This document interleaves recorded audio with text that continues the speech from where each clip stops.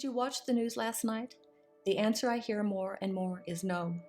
A lot of my friends don't take the paper or watch the news. They just can't listen to all of the bad news.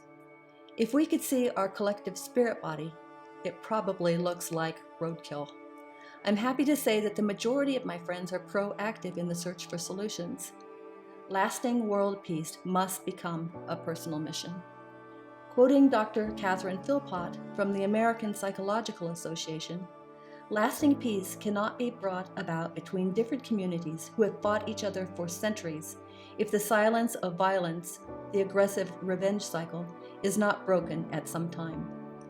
This cycle can be broken if the members of the different parties decide to do so and decide not only to negotiate, but to forgive.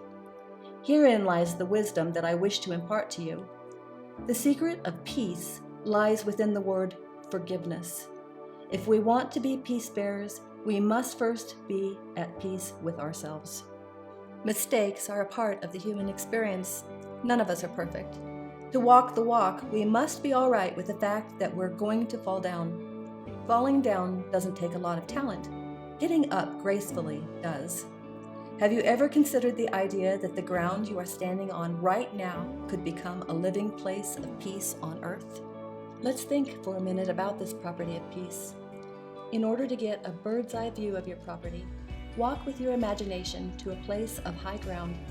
Now, remember the places or the people in your life that were ambassadors of peace to you.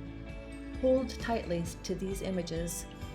This could become a reality, but if there is unforgiveness in your heart, beneath the grounds of this landscape is a cache of hidden landmines.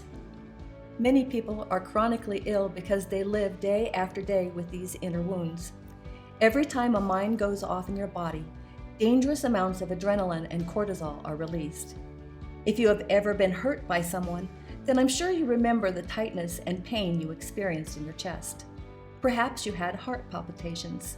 This was the effect of cortisol. Adrenaline caused your blood pressure to rise. Did you know that the effect of chronic anxiety is the depletion of natural killer cells that fight against cancer cells? Choosing to forgive sounds simple, but it's not. The minefield must be cleared. Some mines may have been there for many years. It may be necessary to seek guidance and counsel. Consider confiding in a trusted friend, a spiritual director, or counsel. Creating rituals such as writing letters to the injured party or journaling can be resources. Human beings are not forgiving by nature. The decision to move toward the act may take time. Remember, no one can forgive for you. No one can make you do it. It is 100% your responsibility. Be generous with your feelings. Acknowledge your sorrows and anger. Allow time to forgive. You're not alone.